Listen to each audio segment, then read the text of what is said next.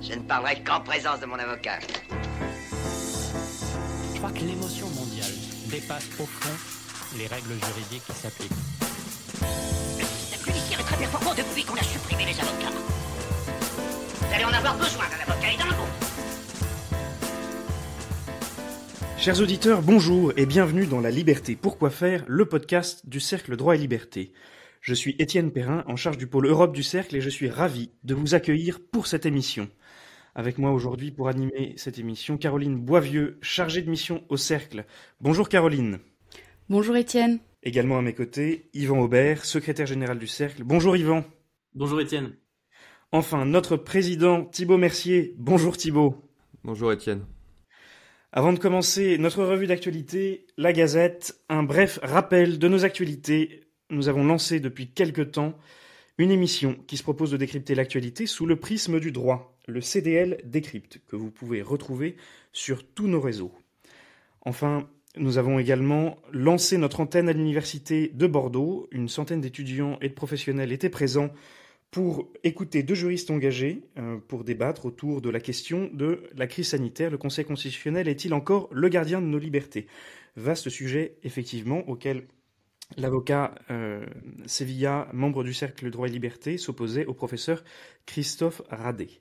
L'occasion de débattre sur l'utilité du contrôle des libertés publiques par une cour constitutionnelle et de revenir sur diverses évolutions comme l'invention du bloc de constitutionnalité. Étienne, j'en profite pour vous dire à chacun de nos auditeurs que s'ils sont intéressés par rejoindre ce chapitre bordelais, ils peuvent écrire à bordeaux@cercledroitetliberté.fr pour s'engager dans cette université où il y a encore beaucoup à faire pour les libertés.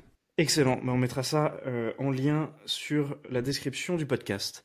Enfin, Yvan a une annonce à faire. Oui, les campagnes de recrutement sont lancées au Cercle Droit et Liberté. Toutes les initiatives et les degrés d'engagement sont les bienvenus.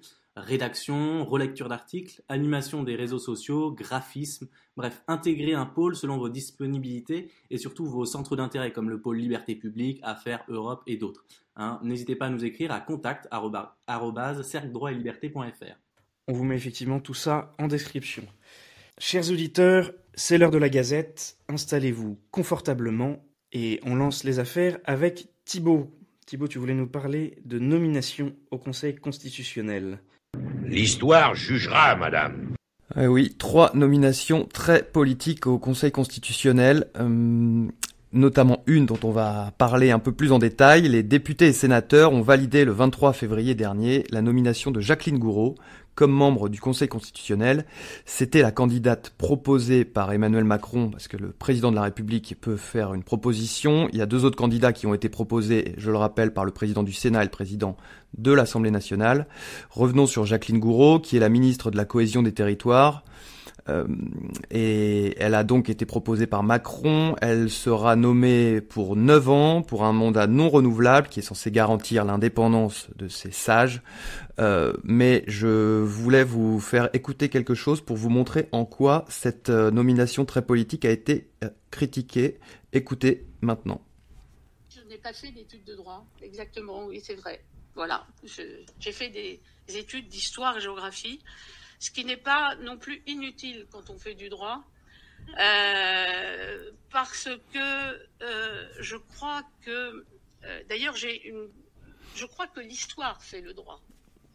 Donc vous entendez, voilà, une professeure d'histoire-géographie qui va devenir membre du Conseil constitutionnel. On peut se demander si le président de la République ne se moque pas un peu de nous et pourquoi à un poste qui est quand même très juridique, on ne mettrait pas un professeur de droit reconnu ou un avocat ou un juge. Mais voilà, là c'est une petite énigme qui se pose à nous et à tout futur juriste. Voilà. Ça reste quand même un bel exemple d'argument fallacieux, qui va nier que l'histoire fait le droit. Enfin bon, être membre du Conseil constitutionnel, ça exige quand même quelques connaissances techniques minimales, ainsi qu'une solide expérience juridique. Enfin, si le sujet vous intéresse, je vous renvoie au dernier épisode du CDL Décrypte, réalisé par Guillaume Leroy, et qui traite de cette nomination. Passons désormais à un sujet qui touche tous les Français. Il y a du débat dans cette campagne autour des droits de succession. Ah, ça part sévère, les droits de succession. S'il est bien question d'une mesure clivante, symbolique et représentative au cours de la campagne à l'élection présidentielle à venir, c'est bien celle de l'héritage. Tout le monde ou presque est positionné sur l'échiquier politique, les candidats proposent pour certains de multiplier les abattements, d'autres de les supprimer, certains de doubler les abattements, bref, tout est permis, certains même de plafonner purement et simplement la transmission à un montant maximum. Alors ça, c'est côté politique. Côté économiste, il y a un consensus qui se dégage, c'est vrai. Les patrimoines n'ont jamais été aussi élevés et la richesse du patrimoine augmente plus rapidement que celle du travail. C'est ce que constate et dénonce Gabriel Zucman, Thomas Piketty, qui parle d'injustice sociale, mais il y a aussi des économistes plus reconnus comme Jean Tirole, prix Nobel d'économie, qui constate également la même chose. Il y avait d'ailleurs le rapport Tirole-Blanchard, qui a été rendu donc au président de la République l'année dernière, et qui propose d'alléger la fiscalité des revenus du travail et d'alourdir celle qui pèse déjà sur le patrimoine. Alors, le débat n'est pas récent, puisque c'est dans le manifeste du Parti communiste des Allemands Marx et Engels qu'il y a la proposition d'abolir totalement le droit d'hériter. Mais qu'est-ce que ce droit d'hériter ? Pour les tenants du droit naturel, par exemple, le droit de propriété, c'est-à-dire de librement disposer de ses biens, est un corollaire du droit de disposer de soi. Ainsi, par exemple, pour John Locke, la propriété se justifie, vous allez rire, justement, en ce qu'elle est le fruit du travail. Mais le travail de qui ? Celui des ancêtres qui, à travers le droit de transmettre, effectuent le dernier acte de libre disposition de leurs biens. Dans la Rome antique, d'ailleurs, la notion de patrimoine est plus familiale, les étudiants en droit doivent le savoir, que personnelle. Enfin, notons tout de même que le droit de propriété est de la liste des droits naturels, imprescriptibles et sacrés de la Déclaration des droits de l'homme et du citoyen, et est le seul droit cité 2 fois. C'est dire qu'en 1789, il n'était pas question d'abolir le droit d'héritage. Mais Yvan, tu évoquais une mesure symbolique. Oui, parce que ça représente les droits perçus sur les héritages, moins de 5% du budget de l'État. Alors, l'alléger ou le supprimer va peser, mais ne va pas être significatif. Il s'agit effectivement plus d'une charge symbolique. Et on peut se demander si l'égalité des richesses est vraiment plus souhaitable que simplement un niveau de vie permettant à tous de vivre décemment et dans la dignité selon ses aspirations et ses besoins. Intéressant. Enfin, toujours dans la sphère de la famille et des transmissions, on va parler maintenant d'adoption avec Caroline. Nous ? On ne vous a jamais dit que vous faisiez un drôle de couple ? Il n'y a pas de nous. Je vois. Vous n'arriviez pas à en avoir, alors vous l'avez adopté. Oui, effectivement, le 22 février dernier, à 96 voix contre 15, l'Assemblée nationale a adopté la proposition de loi visant à réformer l'adoption, portée notamment par La République En Marche et la députée Monique Limon. Donc en fait, après l'échec de la commission mixte paritaire, l'Assemblée nationale a fini par clôturer ce débat, débuté il y a plus d'1 an et demi déjà. La principale nouveauté portée par ce texte est la possibilité donnée aux couples non mariés de recourir à l'adoption. Selon Adrien Taquet, qui est secrétaire d'État chargé de la protection de l'enfance, ce texte est riche, complet et précis et aura un impact direct et bénéfique sur le quotidien de milliers d'enfants dans notre pays. Il faut bien le reconnaître, ce texte porte en lui des dispositions évidemment qui favorisent l'adoption et qui permettent notamment d'accompagner les futurs parents dans ce processus, ce qui, il faut le reconnaître, est très utile. Mais il faut aussi souligner que ce texte a pour but de continuer un projet idéologique porté notamment par la majorité et soutenu par le gouvernement. Et d'ailleurs, la députée Monique Limon ne s'en cache absolument pas.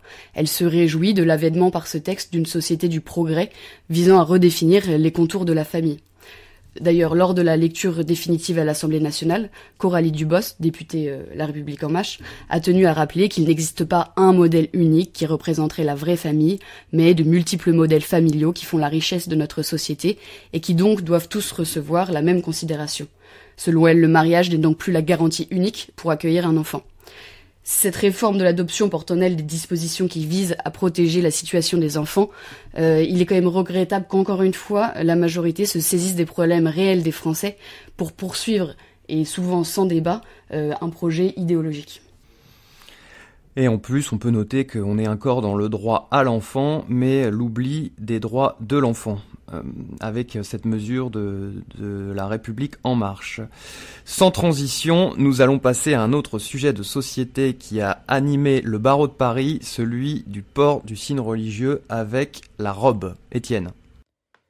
On n'en finira décidément jamais avec ces questions de port de signes religieux. Cette fois-ci, c'est au cœur de la profession d'avocat et avec la robe d'avocat. En fait, le 24 juin 2019, le Conseil de l'ordre du barreau de Paris a modifié son règlement intérieur en ajoutant un alinéa selon lequel l'avocat ne peut porter avec la robe ni décoration, ni signe manifestant ostensiblement une appartenance ou une opinion religieuse, philosophique, communautaire ou politique.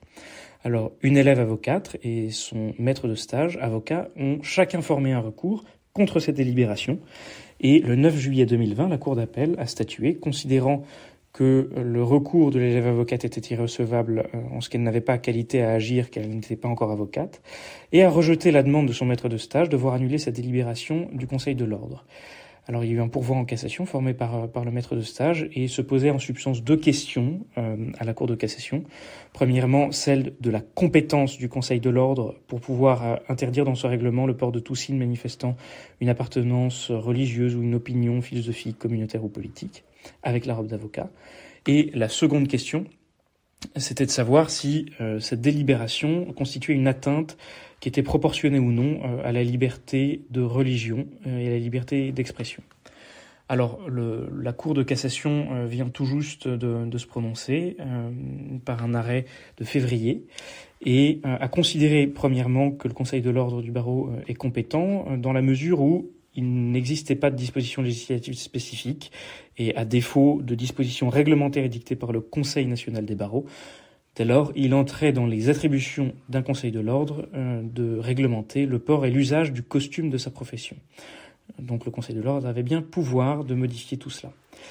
Ensuite, quant à la proportionnalité, la Cour de cassation, a considéré que cette restriction des libertés religieuses et d'expression était parfaitement proportionnée.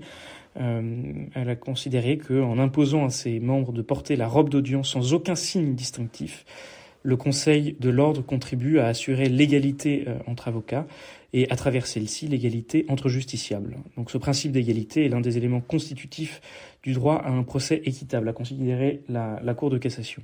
Voilà. Néanmoins, on peut quand même remarquer que alors que la question se posait d'un signe religieux, c'est maintenant même les décorations militaires qui ne sont plus possibles d'être portées, en tout cas au barreau de Paris, ce qui soulève évidemment quelques questions. Plusieurs avocats ont des décorations militaires et les portent en audience. Je pense par exemple au cas de François Sureau, maître Sureau, qui a été avocat au Conseil mais qui est maintenant avocat à la Cour et qui, au cours de sa carrière, a été réserviste. Il a notamment exercé, il est parti en ex-Yougoslavie en opération et donc à ce titre a des décorations militaires qu'il porte sur sa robe. Il n'est pas le seul, mais je prends cet exemple parce qu'il est rentré à l'Académie française le jeudi 3 mars. Il a été reçu. Vous pouvez aller voir son discours de réception. Voilà, et on pourrait se poser la question de la légitimité d'interdire le port de médailles militaires. C'est tout de même, voilà, n'allons-nous pas trop loin alors que la question au départ venait seulement d'une question religieuse, à savoir le port du foulard islamique. Alors Étienne, moi je vais réagir là-dessus. Une bonne chose, pas nécessairement. Je vous rappelle que quand même la robe d'avocat, c'est pour montrer l'égalité entre tous les confrères qui sont tous les mêmes en dessous cette robe. Et le fait qu'un confrère arrive à l'audience avec une décoration, une médaille militaire ou la Légion d'honneur bien en évidence sur sa robe, c'est aussi un moyen de montrer au jeune avocat qui va être en face de lui qu'il n'a pas le même niveau. Et finalement de faire preuve d'une espèce d'argument d'autorité par la simple exhibition de cette médaille ou de cette décoration, et qui, moi, me semble totalement contraire à l'égalité entre confrères, et je considère assez normal, finalement, qu'on interdise ces décorations, et en tout cas, c'est quelque chose qui mérite d'être posé. Je pense qu'au barreau de Paris, c'est pas encore interdit, mais et ça avait d'ailleurs été proposé par certains confrères, mais le barreau avait refusé d'interdire de montrer ces décorations. Peut-être que ça viendra après, à la suite de cette décision de la Cour de cassation. Oui, intéressant. Enfin, c'est aussi une question d'attitude. On peut aussi porter des décorations sans la faire subir aux autres. Parlons maintenant de l'inflation. Retour à l'économie avec Yvan. Attendez, moi j'essaye de vous rendre service. Organiser l'inflation, vous appelez ça nous rendre service? Et oui, à l'économie et au droit, vous évoquiez l'égalité entre confrères, parlons de l'égalité devant l'impôt. Et parlons de la masse monétaire, puisque la crise des subprimes, d'abord, ensuite la crise du Covid ont été toutes deux l'occasion, par l'implication des banques centrales, d'une augmentation sans précédent de cette masse monétaire mondiale. Si l'inflation est toujours le premier danger de telle manœuvre, c'est surtout le prix de certains biens qui devient inatteignable. Tout le monde le sait, par exemple, en immobilier.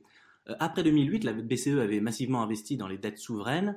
À présent, les pays membres de la zone euro réfléchissent à mettre en place des impositions communes, comme la taxe carbone aux frontières extérieures, élargissant sans cesse le champ des compétences effectives de l'Union. Bon, alors, est-ce qu'on entre dans le monde de la théorie moderne monétaire ou néo-chartalisme, à ne pas confondre, je vois venir, avec le néo-charlatanisme, théorie qui explique qu'en somme, l'augmentation de la masse monétaire, à part les risques d'inflation, ne pose pas de problème pour une dette qui reste souveraine. Puisque, par définition, une banque qui s'endette auprès d'elle-même ne peut pas faire banqueroute. Cette théorie est décriée, mais force est de constater que même les plus grandes économies n'ont pas pour projet d'avenir, je pense aux États-Unis, mais ça n'est pas les seuls, à rembourser la totalité de leurs dettes à court ou moyenne échéance. Alors, quel rapport avec le droit? Eh bien, je vous rappelle l'article 14 de la DDHC, tous les citoyens ont le droit de constater par eux-mêmes ou par leurs représentants la nécessité de la contribution publique, de la consentir librement et d'en suivre l'emploi. Oui, c'est un vaste sujet. On y reviendra prochainement. Cette question du consentement à l'impôt, beaucoup d'observateurs notent que voilà, c'est loin d'être une réalité en tout cas. On va revenir sur des questions hidalguesques avec Caroline. Madame Hidalgo a encore fait des siennes. Exactement, en parlant d'impôts, c'est exactement le sujet. Le 15 février, Anne Hidalgo, maire de Paris, donc a annoncé réclamer à l'établissement public en charge de la reconstruction de Notre-Dame 3,4 millions d'euros au titre de la redevance annuelle pour occupation du domaine public. Donc cette demande a fait grand bruit. Anne Hidalgo et son équipe justifient cette demande en citant le Code général de la propriété des personnes publiques, ce qu'on appelle le CG3P, qui dit que toute occupation ou utilisation du domaine public d'une personne publique donne lieu au paiement d'une redevance. Cette redevance, il faut bien le dire, n'est pas une taxe, mais l'équivalent d'un loyer. Un restaurateur qui installe par exemple ses tables sur une place publique s'acquitte de cette redevance, tout comme par exemple le gérant de kiosque à journaux s'acquitte lui aussi de cette redevance. Selon la loi, par exemple, Notre-Dame de Paris, dont le chantier, par exemple, les bâtiments, les grues, les vestiges, les douches pour les ouvriers qui occupent plusieurs hectares autour du monument, n'échappe pas à la règle. En effet, le texte dispose que toute exonération de redevance constitue un avantage illégal. Sauf, et là c'est là où le sauf est intéressant, sauf si la loi le prévoit ou si l'intérêt général est en jeu. Et d'ailleurs, c'était le cas lorsque les cafetiers et les restaurateurs ont été exonérés en raison du Covid-19 de cette redevance. Donc ça pourrait très bien être aussi le cas pour la restauration de Notre-Dame. L'exonération n'est pas obligatoire, mais elle peut être quand même accordée par la mairie. Et il y a aussi un second problème que pose cette demande de la part d'Anne Hidalgo, c'est là où l'argent provient de dons. Cet établissement public a reçu des dons. Cet établissement public ne va pas en bénéficier outre mesure, puisque ces dons sont chargés uniquement de reconstruire cette cathédrale. Et d'ailleurs, on imagine que Paris et la municipalité de Paris va extrêmement bien profiter de cette reconstruction, puisque ça va lui être bénéfique. Donc on imagine difficilement que l'argent provenant de milliers de donateurs dans le monde finisse dans les caisses de la municipalité, dont on rappelle que la dette municipale est estimée à 7 milliards d'euros. On en revient toujours à la dette, finalement. Mais parlons maintenant du Conseil d'État. Est-il vraiment utile, Thibault, dans cette crise sanitaire? Qui sont-ils pour me faire la leçon? Commode. Le Sénat a son utilité. Quelle utilité? Ces gens-là ne font que parler. Alors, on va reparler une nouvelle fois de crise sanitaire, même si on en voit la fin, enfin, de ce Covid-19 qui a été supplanté par la guerre Russie-Ukraine. Mais je voulais revenir sur plusieurs référés que nous avons déposés avec le Cercle Droit et Liberté devant le Conseil d'État en janvier et février dernier. Déjà, on a déposé un recours contestant le décret d'application du pass vaccinal en général et aussi 2 recours contestant la diminution arbitraire de la durée du certificat de rétablissement qui est passé de 6 à 4 mois. 2 ordonnances en date du 11 février sont tombées qui ont été ordonnées par le Conseil d'État, qui a rejeté nos 2 premiers recours et sans même daigner nous avoir accordé une audience pour défendre nos arguments. S'agissant du premier recours, celui sur la contestation du décret d'application du pass vaccinal, le Conseil d'État a balayé un peu d'un revers de la main nos arguments et sans même prendre la peine d'étayer sa position par un quelconque argumentaire juridique. C'est une ordonnance qu'on pourrait qualifier d'une rare indigence. Le Conseil d'État, il dit notamment que la loi du 22 janvier instituant le pass vaccinal a été validée par le Conseil constitutionnel et que de ce seul fait, les dispositions prises en application de cette loi ne peuvent être illégales.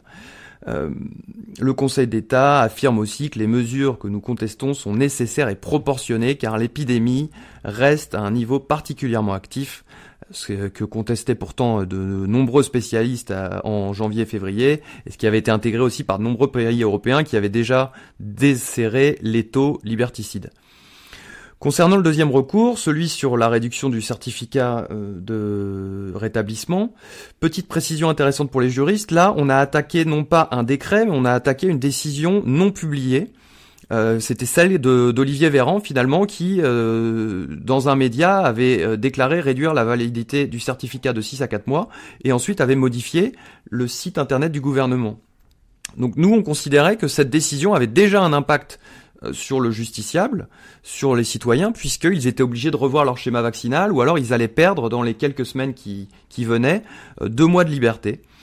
Le Conseil d'État a considéré que dans ce recours, il n'y avait pas urgence à agir et que nous n'avons pas été capables de définir une urgence suffisante, et donc le référé a été rejeté.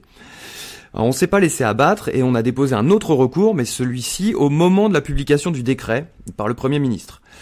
Mais rebelote, une fois encore, refus de se référer pour défaut d'urgence. Alors le Conseil d'État considère que perdre 2 mois de liberté, par exemple d'aller et venir, ou alors de prendre les transports, ce n'était pas une urgence.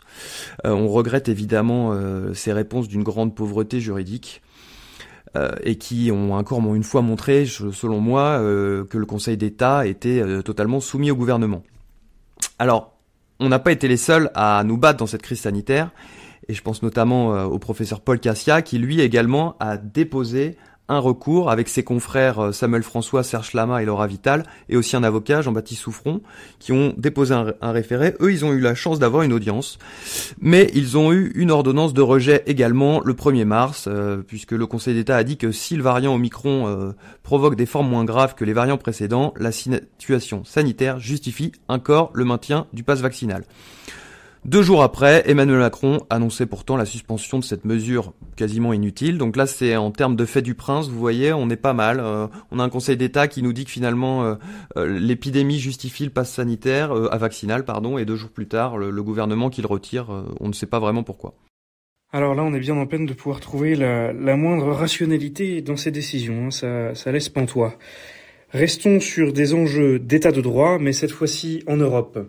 Alors on avait déjà évoqué ces questions autour de la Pologne, de la Hongrie, du respect de l'état de droit et puis de la Commission. Cette fois-ci, nouvel épisode, la Cour de justice de l'Union européenne a rejeté le 16 février dernier les recours formés par la Pologne et la Hongrie à l'encontre du règlement créant un dispositif conditionnant le versement de fonds européens au respect des principes de l'état de droit.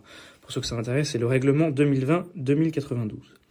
Alors, l'Assemblée plénière de la Cour de justice s'est prononcée sur les recours, lesquels étaient fondés notamment sur l'absence d'une base juridique appropriée dans les traités, sur le contournement de la procédure prévue à l'article 7 TUE, et sur un excès des compétences de l'Union européenne, sur la violation du principe de sécurité juridique.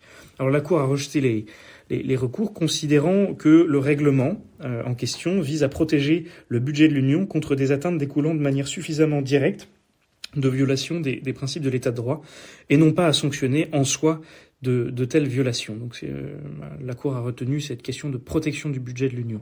Voilà, à cet égard, le point est important. La Cour rappelle que le respect par les États membres des valeurs communes sur lesquelles l'Union est fondée, voilà, ces valeurs définissent l'identité même de l'Union en tant qu'ordre juridique commun à ces États. Et donc la Cour a considéré que corollaire de ces valeurs, comme elle l'a déjà fait plusieurs fois, qui comprennent notamment l'état de droit et la solidarité, corollaire découle la confiance mutuelle entre les États membres. Voilà, dès lors, le respect de ces principes fondamentaux constitue une condition pour la jouissance de tous les droits découlant de l'application des traités à un État membre. L'Union doit être en mesure, dans les limites de ses attributions, de défendre ces valeurs. Alors la Hongrie a réagi, dénonçant un abus de pouvoir et considérant qu'il ne s'agissait que d'un moyen de pression relatif à la loi sur l'homosexualité adoptée l'été dernier en Hongrie. Et la Pologne a quant à elle qualifié cet arrêt d'attaque contre sa souveraineté, invoquant son droit à l'autodétermination. Voilà, la Commission vient de publier le 2 mars dernier des lignes directrices relatives au mécanisme de conditionnalité, ce qui augure d'une application à venir.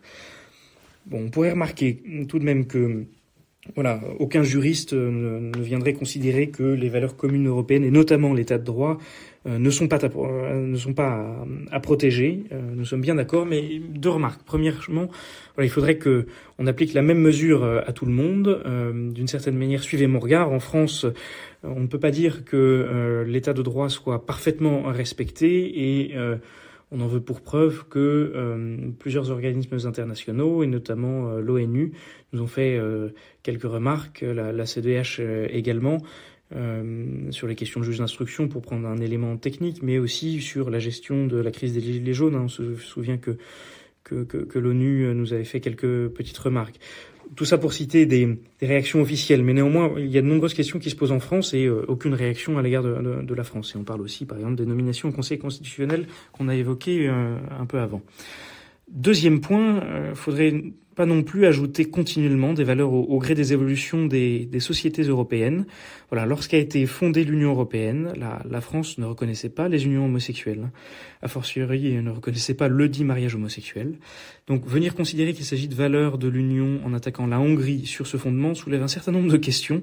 Peut-être faudrait-il rester sur des enjeux qui relèvent des compétences de l'Union et qui structurent cet ordre juridique depuis son avènement en 1957 ou au plus tard en 1992 avec le traité de Maastricht. Recevoir leur chef, pour quoi faire? Pour signer le traité. Le traité de quoi? C'est l'heure maintenant de passer à notre discussion chronique à propos de la guerre en Ukraine. Maman, l'étoile de Kiev, c'est là! Nous vivons effectivement un moment d'histoire un peu particulier en ce moment avec cette guerre lancée par la Russie sur le territoire ukrainien. Alors on souhaitait aujourd'hui non pas traiter toutes les questions parce qu'elles sont extrêmement nombreuses et deux extrêmement délicates à traiter de fond en comble, mais du moins évoquer toutes les questions que suscite ce conflit armé et voilà, essayer de faire ressortir les grandes questions juridiques. Alors s'agissant de la légalité du recours à la force armée, vous savez que en principe, le recours à la force entre États est interdit en droit international. C'est consacré à l'article 2, paragraphe 4 de la Charte des Nations Unies qui a été signée à San Francisco en 1945. Et il y a des exceptions, il n'y en a que 3 des exceptions, soit le consentement du pays dans lequel les opérations sont menées, soit le consentement des Nations Unies, ou en cas d'agression. C'est le 3e point. Et aucune n'est invocable par la Russie en l'état actuel, même à suivre le gouvernement russe. Ils ne remplissent vraiment pas les conditions. L'Ukraine n'a pas consenti, bien évidemment.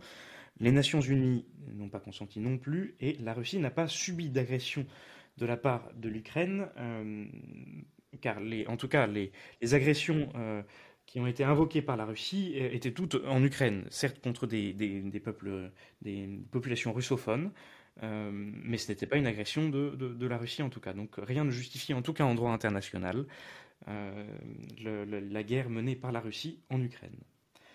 Caroline, tu voulais parler d'un sujet plus large, celui de la censure par l'Union européenne de Russia Today et de Sputnik, médias financés par le Kremlin. Exactement. Évidemment, on condamne cette agression de la part de la Russie qui est absolument totalement illégale. Mais c'est vrai que la réponse des pays occidentaux et notamment de l'Union européenne vis-à-vis de cette agression est pour le moins particulière, puisque en fait la présidente de la Commission européenne, Ursula von der Leyen, a décidé à peu près seule, il y a quelques jours, de suspendre 2 organes de presse dont tu parlais, Étienne, que sont Russia Today et Sputnik, et financés notamment par le gouvernement russe. Seulement la question qu'on se pose immédiatement, et la question juridique qu'on se pose, c'est est-ce que Ursula von der Leyen ou de manière plus générale la Commission européenne a la compétence pour prendre ce genre de décision qui porte une atteinte évidente à la liberté de la presse, à la liberté d'expression de manière générale. Si on regarde bien par exemple les traités européens, Ursula von der Leyen ou la Commission européenne n'ont absolument pas le pouvoir de fermer un organe de presse. C'est une décision totalement unilatérale, qui est une décision évidemment politique, ça on le conçoit tout à fait, et un petit peu illégale puisque les traités ne donnent pas du tout cette compétence à l'Union européenne. Donc Ursula von der Leyen a pris cette décision seule. Ensuite, les GAFAM que sont Google, Facebook, YouTube se sont empressés de mettre en œuvre cette décision. Et en France, c'est là où on peut être un petit peu surpris, personne n'a réagi, on a appuyé ce procédé, on a émis à la hâte une décision juridique a posteriori pour donner un cadre légal à tout ceci, à toutes ces décisions politiques. Par ailleurs, il faut quand même rappeler que ces médias sont des organes de presse qui ont été autorisés par le CSA, qu'on appelle aujourd'hui l'ARCOM, mais en tout cas avant la guerre, on considérait que ces organes de presse étaient totalement légaux. Et dans cette affaire, on peut regretter un peu que la France ait perdu son indépendance et l'idée de protéger la liberté d'expression, puisque ce qui revient beaucoup quand même dans cette guerre avec l'Ukraine, c'est l'idée que nous, en Europe, on soutient l'Ukraine et contre cette agression illégale au titre des valeurs de la paix, de la démocratie qui ont forgé l'Europe. Et c'est assez bizarre, je trouve, de répondre par ça en interdisant des médias. Ça révèle un petit peu, je pense, notre propre faiblesse. C'est un commentaire purement personnel, mais c'est vrai qu'on refuse de faire confiance à notre peuple qui a totalement les moyens quand même de discerner, de savoir si une information est bonne, si c'est de la propagande ou non. Et c'est une réponse que je trouve un petit peu, pour le moins particulière, quand on veut défendre la démocratie. Puis ça me fait penser que c'est encore l'état de droit finalement qui en prend un coup, puisque là on va censurer 2 médias qui n'ont rien fait d'illégal, puisqu'ils étaient totalement autorisés. Et puis ce qu'il faut quand même rappeler, c'est que Sputnik et Russia Today ne faisaient pas que diffuser de la propagande russe. Ils employaient des centaines de journalistes français qui ont perdu leur emploi ou qui vont les perdre dans les prochains jours, et qui faisaient un travail d'information différent de ce qu'on avait l'habitude d'entendre. Ça permettait notamment d'avoir un vrai pluralisme d'information, et pas que sur des sujets qui impliquaient la Russie d'ailleurs. Je pense que Russia Today s'est vraiment illustré souvent, notamment par sa couverture assez en profondeur de la crise des Gilets jaunes. Sputnik nous proposait des entretiens politique très intéressant qu'on n'avait pas l'habitude d'entendre sur d'autres médias plus traditionnels. Et finalement, c'est vraiment la liberté de la presse qui en prend un coup par cette décision qui, selon moi, n'honore pas vraiment nos démocraties occidentales. Effectivement, et puis sans vouloir non plus défendre bec et ongle Sputnik et Russia Today, concrètement, aucun élément tangible ne leur était reproché. Alors, on ne va pas se cacher. Souvent, il pouvait y avoir, des choses qui pouvaient se rapprocher de propagande, mais concrètement, la Commission européenne ou les différents critiques de ces médias n'ont jamais rapporté de preuves ou d'éléments concrets permettant de mettre en cause Russia Today ou Sputnik. Et puis voilà, il s'agissait énormément de journalistes français qui d'ailleurs n'ont cessé d'affirmer le fait qu'ils étaient indépendants, en tout cas dans leur travail. Mais là non plus, ce n'est pas le cas, puisque cette guerre, il faut quand même aussi rappeler que nous ne sommes pas en guerre contre la Russie. L'Ukraine ne fait pas partie de l'Union européenne, ne fait pas partie de l'OTAN. Nous avons décidé de prendre parti contre la Russie, mais en attendant, nous ne sommes pas en guerre. Et là, on justifie ces interdictions par un état de guerre, alors que officiellement nous ne l'avons pas déclaré contre la Russie, et la Russie ne nous a pas déclaré la guerre non plus. Et c'est un débat, c'est une constatation plutôt très intéressante. Effectivement, nous ne sommes pas en guerre. Le mot guerre, son utilisation par les deux parties, je pense, est assez révélatrice d'une époque qui succède à la Seconde Guerre mondiale, qui s'appuie sur un état de droit qu'Étienne a rappelé, international, d'un monde dans lequel on ne déclare plus la guerre, et où d'ailleurs les mots sont assez dénaturés. On a vécu 2 ans avec un conseil de défense sanitaire qui s'appuyait quand même sur quelque chose qui existait, un conseil de défense, qui n'était et qui avec autour tout un langage militariste qui a été utilisé vraiment beaucoup. Et puis aujourd'hui, on n'est pas en guerre, c'est vrai. D'ailleurs, la Russie non plus refuse le mot guerre. Hein. Elle dit qu'elle est en opération spéciale, elle refuse le mot guerre. Et on n'est pas en guerre, mais on supporte les positions politiques de l'adversaire de la Russie, enfin de l'Ukraine, et on les finance ouvertement. Donc, du point de vue sémantique, du point de vue de l'usage des mots, qui est quand même important en droit, je trouve que c'est assez symbolique de notre époque. Et puis finalement, Yvan aussi, on en parlait dernièrement, mais il y a cette question des entreprises qui réagissent d'elles-mêmes et qui soit s'autocensurent, soit prennent les devants des mesures de rétorsion prononcées par l'Union européenne. Oui, alors on va pas les citer, mais elles sont visibles sur les Champs-Élysées pour les entreprises françaises. Il y a beaucoup d'entreprises qui ont annoncé qu'elles faisaient un retrait au moins provisoire de leur activité en Russie.